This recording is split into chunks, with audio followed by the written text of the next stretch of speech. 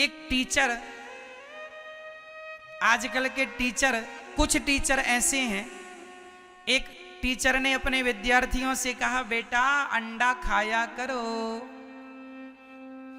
आजकल के टीचर अपने बच्चों से ये कहते हैं अंडा खाया करो, मछली खाया करो।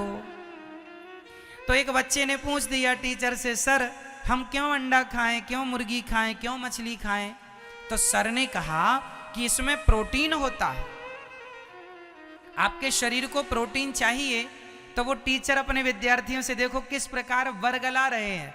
वो कह रहे हैं कि इसलिए मांस लोग खाते हैं क्योंकि इसमें प्रोटीन होता है। तो फिर टीचर ने एक दलील दी, जरा सुनिएगा।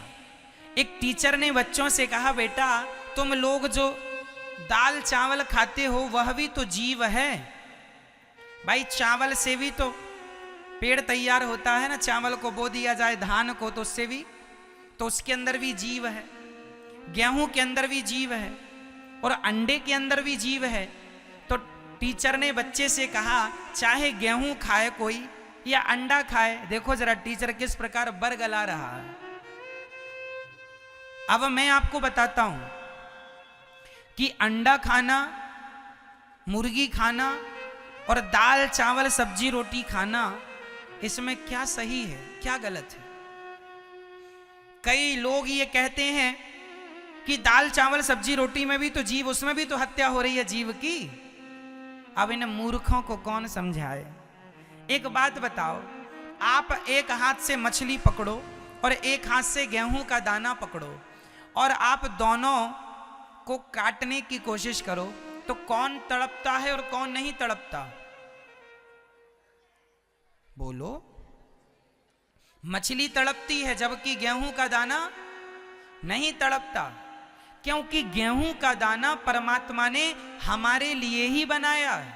ईश्वर ने हमारे पेट को, जो गेहूं है ना, जो गेहूं, लोग कहते हैं गेहूं में भी तो प्राण है, चावल में भी तो प्राण है। भाई साहब, गेहूं और चावल का प्राण हमारे प्राणों को बचाने के लिए है। गेहूं चावल खाने के लिए ही बनाया विधाता ने, फल फूल इत्यादि। परंतु मछली को आप काटते हैं तड़पती है। गेहूं को काटेंगे तो खून नहीं निकलेगा, जबकि मछली और मुर्गी को काटेंगे तो खून निकलेगा। मुर्गी और मछली की आंखें हैं, मुंह है, वो ऑक्सीजन ले रही है, उसको देखते हैं हम लोग कि वो कैसे तड़पती है। जबकि गेहूं तो हमारे लिए ही ईश्वर ने बनाया। अब कोई ये सोचने लग जाए कि मछली खाओ या गेहूं खाओ एक ही, ना जी, तुम्हारा दिमाग खराब हो गया, दिमाग में मोतियाबिंद हो गया है।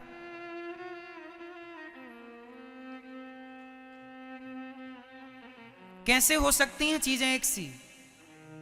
हो सकती हैं? यदि जीव की हत्या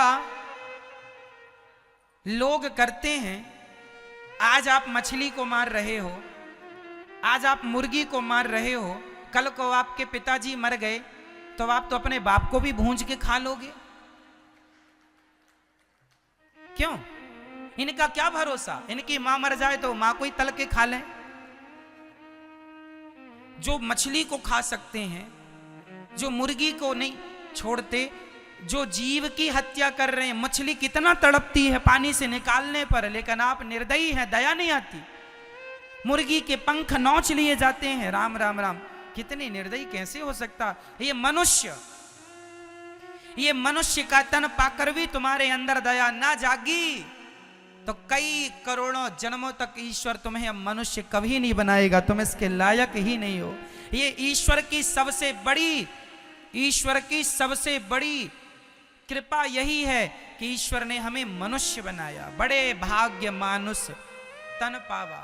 मनुष्य का शरीर बड़े, जोर से, मनुष्य का शरीर बड़े, मैया को थोड़ा जगाना मेरी मां। मनुष्य का शरीर बड़े भाग्य से मिलता है, कथा बड़े भाग्य से मिलती है। सोना तो सब जगह है, यहां सुन लो, घर तो सोना ही सोना है। ठीक है, इसलिए नींद वींद आए तो हाथ उठा लेना, हम तुरंत लोरी सुना के सुला देंगे आपको।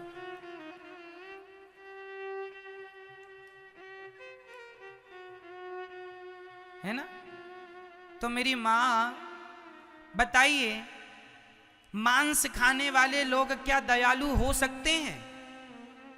मांस खाए और कहे कि मैं दयालु हूं। दया उसी के अंदर होगी मेरी माँ जो सदा भगवान को भोग लगा के प्रसाद ग्रहण करता है। जो किसी हमारे हिंदुस्तान के हिंदुओं के लिए लिखा है, हमारे सनातनियों के लिए लिखा है, अहिंसा ही परमो धर्मः।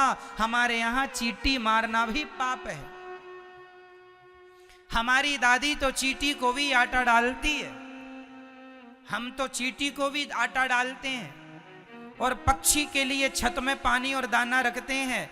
जो लोग पक्षी को दाना पानी रखने वाले लोग हैं, जो चींटियों की भी परवाह करने वाले लोग हैं, वो भला मछली और मुर्गी के प्राण कैसे ले सकते हैं? यदि हम किसी को जीवन दे नहीं सकते तो किसी के जीवन को छीनने का अधिकार हमें किसने दिया? क्या आप मरी हुई मुर्गी को जीवित कर सकती हो मैया?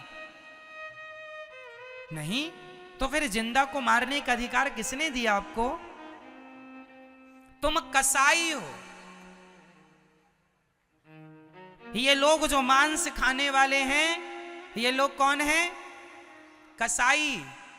कसाई बकरे की गर्दन पर तलवार चलाता है, तलवार चलाता है, बकरे को मार डालता है। पहले लोग कसाई का दर्शन कर लेते थे तो भगवान के मंदिर जाके पाप से माफी मांगे, विधाता हमने कसाई को देखना भी पाप है क्योंकि ये हत्यारा है। हत्यारे को देखने से भी पाप लगता है। आप लोग कहते हैं महाराज जी प्रोटीन होता है मछली में, अंडे में। भाई साहब मछली और अंडे में ही प्रोटीन नहीं होता, मूंगफली में, सोयाबीन में, दूध में भरपूर प्रोटीन पाया जाता है। हमारे यहाँ खाने के नाना प्रकार के व्यंजन हैं। क्यों जी? और किसी की हत्या करके अपनी सेहत बनाना, क्या ये न्याय है? एक राजा बैठे थे न्याय करने, नाम था, अभी नाम याद आएगा बताऊंगा। उनकी गोद में एक तोता आके गिर गया। ठीक है। एक राजा, सर्दियों का मौसम था, धूप के आनंद ले रहे थे, बाहर राज दरबार लगा था, प्रजा खड़ी थी। तभी उनकी गोद में एक बहेलिए का तोता आके गिर गया। नाम था शिवी। राजा का नाम क्या है? शिवी। शिवी नाम के राजा बैठे थे, उनकी गोद में कबूतर आके गिरा।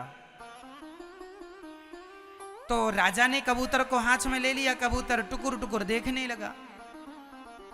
तब वहां पर वो बहेलिया आ गया जो कबूतर को जंगल से पकड़कर ले जा रहा था खाने के लिए। बहेलिया बोला राजा हमारा कबूतर दे दो। राजा ने कहा तू क्या करेगा? बोले मैं इसे मार डालूंगा। राजा ने कहा ना बेटा, ये मेरी शरण में आया है तो इसकी रक्षा करना मेरा धर्म है। मारने वाले से बचाने वाला बड़ा होता है, इसलिए इसकी रक्षा मैं करूंगा, मेरा धर्म है। बहेली ने कहा महाराज ये मेरा कबूतर उड़ के आपकी गोद में आ गया, आप राजा हैं, न्याय कीजिए, मेरा कबूतर है। चलो कबूतर नहीं दे सकते तो कबूतर के बराबर का मांस हमें दे दो, हम उसको खाएंगे। राजा ने तराजू बांधी, एक पलड़े पर कबूतर को बिठाया और दूसरे पलड़े पर मांस लाया। कहां से लाएगा भाई? मांस कहीं से लाए, किसी को तो मारना पड़ेगा। तो राजा इतना धर्मात्मा था कि राजा बोला मैं किसी को नहीं मारूंगा, किसी को मारने से पाप लगेगा। राजा ने अपनी जंघा काट दी, जांघ, अपनी जांघ तलवार से काट के अपना मांस रखा तो कबूतर का वजन ज्यादा हो गया। दूसरी जंघा का मांस काटा, फिर भी कबूतर का वेट ज्यादा। अपना पेट का मांस काटा, फिर भी कबूतर का अपना पांव काट दिया। ये इतिहास में हमारे वेद पुराणों में शिवी की कथा बहुत प्रसिद्ध है। एक राजा ने एक पक्षी के लिए अपना पांव काट दिया दोनों, और फिर भी कबूतर मायावी था, उसका वेट बढ़ता गया, वजन बढ़ता गया। अंत में राजा ने अपना सिर काटने के लिए तलवार गर्दन पर रखी, तब उस कबूतर से भगवान प्रकट हो गए। वाह राजन, मैं तुम्हारे धर्म की परीक्षा ले रहा था कि तुम कितने धर्मात्मा हो। धन्य है ये राजा जो अपनी प्रजा के पक्षियों के बदले भी अपनी जान देने को तैयार है। ऐसे राजा हमारे देश में हुआ करते थे। और आज का आदमी मांस खा रहा है। किसी की जान बचाना पुण्य है मेरी मां, किसी के प्राणों का हरण कर लेना पुण्य नहीं हो सकता। हाँ या ना? भगवान प्रकट हो गए और भगवान ने कहा कि आपने धर्म की रक्षा की है, जाओ। भगवान ने उनके हाथ पांव तुरंत ज्यों की त्यों कर दिए, कृपा से वो स्वस्थ हो गए। इससे ये पता लग गया कि देखो एक जीव की भी उतनी ही कीमत है। अनिरुद्धाचार्य के प्राणों की बताइए, मेरे प्राणों की कितनी कीमत है? बताओ मेरी मां, मेरे प्राणों की कितनी कीमत है? मेरे प्राणों की उतनी ही कीमत है जितनी एक मछली की, और जितनी एक मुर्गी की, और जितने एक अंडा की कीमत है, उतनी ही कीमत मेरे प्राणों की है। क्योंकि जो प्राण मेरे अंदर हैं वैसे ही प्राण मछली के अंदर हैं और मुर्गी के अंदर हैं। आप मुझे मार डालो या मछली को मार डालो, मुर्गी को मार डालो, एक ही बातें हैं। क्योंकि हत्या यहां भी है और वहां भी है। हाँ या ना? आप अपने बेटे को मार डालो या फिर मुर्गी के बच्चे को मार डालो, अंडा खा लो, एक ही बात है। तुम्हारा घड़ा भी भरा नहीं है पाप का, जरा भरने दो, भर जाएगा तो तुम्हें इसी जन्म में इन सभी पापों का दंड भी भोगना पड़ेगा। याद रखना, को ना काहू को सुख दुख कर दाता, निज कृत कर्म भोग सब भ्राता। जो दूसरों की बद्दुआएं तुमने ले रखी हैं, अपने स्वाद के लिए मार रखा है जीवों को, उनकी बद्दुआएं तुम्हें भोगनी पड़ेंगी। कहां जाएंगी वो बद्दुआएं? तुम्हारी माथे आएंगी। ईश्वर के घर देर है, जोर से बोलो, ईश्वर के घर देर है, अंधेर नहीं है मेरी मां। इसलिए किसी भी जीव को अपने स्वाद के लिए कदापि ना मारना। सात्विक बनिए। अमेरिका के लोग सुअर खाते हैं। क्यों खाते हैं? क्योंकि वो अशिक्षित हैं। आप कहेंगे महाराज जी वो तो बड़े पढ़े लिखे। अरे पढ़ाई लिखाई दो प्रकार की होती है। एक पढ़ाई लिखाई पढ़ लिख के आदमी बड़ी डिग्री लिए बैठ जाता है और बड़ी पढ़ाई लिखाई करके बड़ा विद्वान माना जाता है, लेकिन सच्चा पढ़ा लिखा वही है जो जीव मात्र पर दया करे। वो सबसे ज्यादा पढ़ा, भले वो अंगूठा छाप है लेकिन उसे सबको देखकर दया तो आती है। वो किसी की हत्या तो नहीं करता। हिटलर कितना भी पढ़ा लिखा हो लेकिन लाखों लोगों की हत्या का कलंक उसके माथे पर है। तो ऐसी पढ़ाई लिखाई का क्या करोगे साहब कि तुम्हारे माथे हत्या का कलंक आ जावे? यही क्या शिक्षा का आधार है? क्या यही शिक्षा है कि आप पढ़ लिख के मांस खाने लग जाओ, शराब पीने लग जाओ? इसे ही पढ़ा लिखा कहते हैं क्या? यही परिचय है क्या पढ़ाई लिखाई का? अरे वो पढ़ा लिखा है जो जीव मात्र की सेवा में लगा हुआ है। तुम्हारी गली का कुत्ता बीमार है तो उसका भी इलाज जरूर करना, भूखा है तो रोटी जरूर देना। चाइना के लोग कुत्ता मार मार के खा जाते हैं। चाइना के लोग कुत्तों को मार खाते हैं। भारत के लोग मछली और मुर्गी खाते हैं, चाइना में कुत्ता खा लेते हैं। मेंढक, वहाँ मेंढक का अचार रखा जाता है। जैसे हमारे यहाँ माताएं कटहल का अचार और आंवले का अचार, आम का अचार रखती है ना, मिर्ची का अचार, वहाँ पर मेंढक का अचार रखा जाता है। चींटी की चटनी खाते हैं उन लोग। वहां कॉकरोच खा लेते हैं सारे भूंज भूंज के। तो वो चाइना के लोग हैं, वो मूर्ख हैं। उन्हें नहीं पता कि मनुष्य का जन्म ईश्वर ने क्यों दिया है। वो तो केवल यही समझते हैं खाओ, भोग भोगो और सो, पैसा कमाओ, खाओ, भोग भोगो और सो, यही करने आए हैं। उन्हें पता ही नहीं कि मनुष्य शरीर केवल भोग भोगने के लिए नहीं, केवल मन लगा के खाने के लिए नहीं, केवल सोने के लिए नहीं, मनुष्य के शरीर से ही भगवान को प्राप्त किया जा सकता है और जीवों पर दया की जा सकती है। और मनुष्य का शरीर पाकर भी तुम केवल बच्चे ही पैदा करने में लगे हो, केवल खाने और सोने में लगे हो, तो ये काम तो सुअर भी कर रहे हैं। हाँ या ना? चाइना के लोग भी खाते हैं तो सुअर भी खाता है, चाइना के लोग सोते हैं तो सुअर भी सोता है, चाइना के लोग बच्चे पैदा करते हैं तो सुअर भी करता है। ये काम तो सभी कर रहे हैं, बंदर भी, कुत्ता भी, बिल्ली भी, सब कर रहे हैं। केवल भगवान की कथा, परोपकार। गौरी गोपाल जी की यहाँ अन्न क्षेत्र चलता है, हजारों संतों को यहाँ रोज भोजन मिलता है, रसोई में भोजन सभी को मिलता है, माताओं की सेवा होती है। अरे चरण दबाने के संस्कार और भूखों को रोटी देने के संस्कार केवल भारत में ही पाए जाते हैं, अन्य किसी देशों में ये चीजें आपको नहीं मिलेंगी। अन्य क्षेत्र क्या होता है कोई जानता ही नहीं, दुनिया के किसी लोगों से पूछ लो। माँ के पांव भी दबाना चाहिए, ये बात जानते नहीं है दुनिया के लोग। दुनिया में तो केवल लड़का 18 साल का हुआ तो भाग जाता है किसी लड़की को लेकर के। भारत में ही ऐसा है कि विधिवत माँ बाप शादी विवाह कराते हैं। नहीं, विदेशों का कल्चर जानते हो क्या है? विदेशों में अमेरिका, जापान, लंदन, पेरिस में तो लड़की 18 साल की हुई कि स्वतंत्र वो कहीं जाए, किसी के संग रहे, कोई लेना देना नहीं।